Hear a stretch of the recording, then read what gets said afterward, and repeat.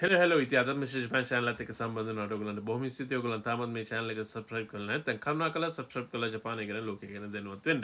ඉතින් අද මම කතා කරන්නේ 2025 6 වෙනි මාසේ කියන්නේ තව මාස දෙකකින් වෙනස් වෙන්න ඉමිග්‍රේෂන් නීති රීති පිළිබඳවයි.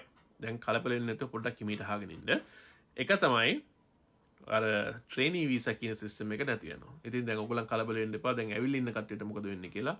ඔයගලන්ට ඔයගලන්ගේ කාල සීමාව ඉවරින් ඉස්සෙල්ලත් මම හිතනවා SSW වලට මාරු වෙන්න ඔයගලන්ට අවස්ථාවක් දෙයි කියලා. ඉතින් SSW වලට මාරු වුණාට පස්සේ ඔයගලන්ට තියෙන හොඳම දේ තමයි ඔයගලන්ට දීර්ඝ කාලිනව මේ රටේ ඉන්න අවස්ථාවක් ලබා ගන්න පුළුවන්. හරි? දැන් SSW ඉන්න කට්ටියටත් ওই ප්‍රශ්නේ විසඳුණයි කියලා මම හිතනවා. ඉතින් කොහොම නමුත් දැන් ඔයගලන් වැඩ කරන තැන ඔයගලන්ට ඔයගලන් අකමැති නම් ඔයගලන්ට යම් කිසි අසාධාරණයක් වෙනවා නම් ඒ නීති රීති උපදෙස් ගන්නත් ඔයගලන්ට දැන් මම හිතන්නේ රෝදෝකියෝ වලින් අවස්ථාව තියෙනවා. හරි ඒ වගේම තමයි ඒ අකමැති රස්සාව දිගටම කරන්න අවශ්‍යතාවයකුත් නැහැ. යම්කිසි වසරක් හෝ වසර 3ක් මට මතක හැටියට ඒ කාල සීමාව ඉක්මනට පස්සේ Tamanට කැමති නම් Taman හරියට Tamanගේ කලකිරියාව හරිනම් එක්සෑම් කරලා තියෙනවා නම් වෙන රැකියාවකට වෙන රැකියා ස්ථානයකටත් ඔයගලන්ට මාරු වෙන්න ඉල්ලන්න පුළුවන්. හරි. ඉතින් හුඟක් අවස්ථා ලැබලා දීලා තියෙනවා. මම හිතන්නේ මේක ජපාන් රජය විසින් කරපු හොඳම උදව්වක් කියලා මම හිතනවා. ඉතින් ඊළඟට අපි කතා කරන්න ඕනේ වැඩියෙන්ම මේ රැකියාවට ගෙන්නන කට්ටියට ලේසි වෙන්නේත් නැහැ. ඒ කියන්නේ අනිවාර්යයෙන්ම ඒ නීති රීති සංග්‍රහය දැඩි කරලා තියෙනවා.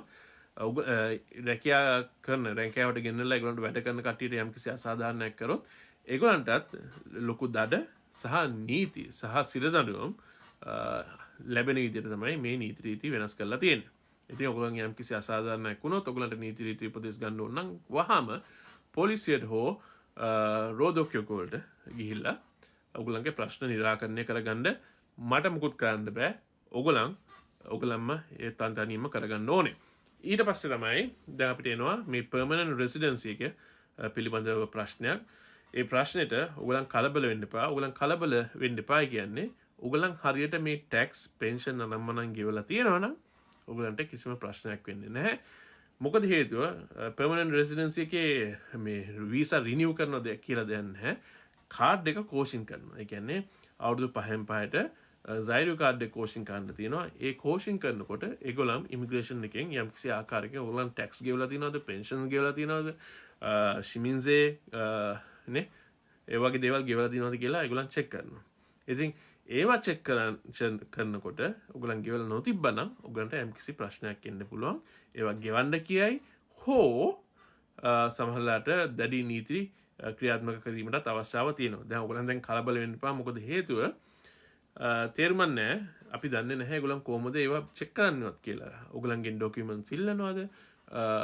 අපි කියමුකෝ මේ අවුරුදු 3ක ගෙවපු ටැක්ස් ගේන්න කියනවද නැත්නම් ඒගොල්ලන් බෑග්ග්‍රවුන්ඩ් එකේදී චෙක් කරනවද කියලාත් අපි දන්නේ නැහැ.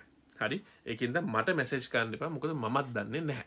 ඕකේ ඊට පස්සේ දැන් මම කියවනේ දැන් තව ඔය රැකියා ස්ථානවලට කියන අයිතිකරුවන්ට සචෝලට දැඩි නීති රීති සංග්‍රහයක් දාලා තියෙනවා කියලා. ඒ කියන්නේ යම්කිසි ආකාරයකින් වීසා නැති එක්කෙනෙක්ව වැඩ කරන්න ගත්තත් ලොකු විදියට දඬුවම් දෙන්න දැන් ඒගොල්ලන් තීරණය කරලා තියෙනවා. ඒ කියන්නේ කොළ 300ට පවා දඩයක් නියම කරන්න දැන් ඒගොල්ලන්ට හැකියාවක් තියෙනවා. ඒ කියන්නේ ඔයගොල්ලන් යම් කිසි ආකාරයකින් වීසා ගන්න නැතුව මෙහි ඉන්නවා නම් ඔයගොල්ලන්ට මේක ලොකු ප්‍රශ්නයක් වෙනවා. මොකද හේතුව යම් කවුරුත් කැමති වෙන්නේ නැහැ කොළ 300ක දඩයකට යටත් වෙලා ඔයගොල්ලන්ට රැකියාවක් දෙන්න. හරි ඒකින්ද පොඩ්ඩක් ඒ ගැනත් හිතලා බලන්න. හරි ඉතින් මේ වගේ දේවල් තමයි පොඩ්ඩක් වෙනස් වෙන්නේ. වෙනස් වෙනකොට හැම දෙයකටම මමත් මිනිස්සෙක් හින්දා වෙනසට මම කැමති නැහැ. ඒක මගේත් මනුස්ස ගතිය. හැම එක්කෙනාම දේවල් වෙනස් වෙනවට කැමති නැහැ. කොහොමත් නමුත් වෙනස් වෙවි අපි ඉදිරියට යන්න ඕනේ. ඒක තමයි ලෝකේ හැටි. ඉතින් ඔයගොල්ලොත් මෙවැනි දේවල් ගැන පොඩ්ඩක් හිතලා ඔයගොල්ලන් හරියට ඒව කරනවද කියලා බලලා කරේ නැත්නම් ඒව වලට මොනවාද ක්‍රියාමාර්ග ගන්න කියලාත් ඔයගොල්ලන් පොඩ්ඩක් හිතලා බලන්න. ඉතින් මම හිතනවා ඔයගොල්ලන්ට හොඳ සතියන්තයක් ලැබුණයි කියලා. නැවතත් මේ වගේ වීඩියෝ එකකින් හම්බ වෙනකම් ජය වේවා.